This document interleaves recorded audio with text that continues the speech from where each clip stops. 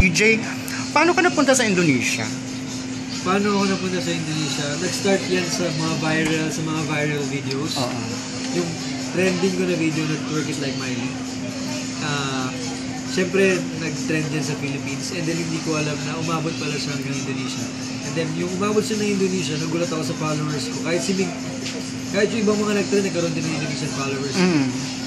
Pero parang siguro, dahil mahilig rin akong gumawa ng mga videos, nasundan, dumami yung... Kumbaga, hindi lang yung Twerk It Like Miley yung ginawa ko. So, nalagyan. And then, dumami yung followers ko from... Actually, sobrang puro halos Indonesia. May kumontak sa akin ngayon na kaibigan ko dito sa Philippines, yung best friend nga ni Pia yun eh. And then sabi niya, may kumontak sa akin sa Indonesia kasi sikat ka daw dun sa kanila. Lagi pinag-usapan yung video mo. Baka pwede ka daw na kunin nila.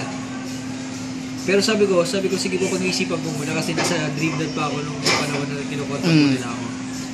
And then after Dream Dad, na wala pa ako magiging show.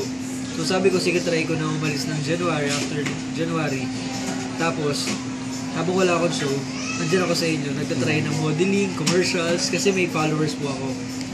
Hindi ko in-expect na pagdating ko naman doon na talagang mainit yung pagtanggap po ng mga tao sa akin. So, after kong magpunta doon, nalaman nila, lahat na yata ng TV station kinuha ko sa interview.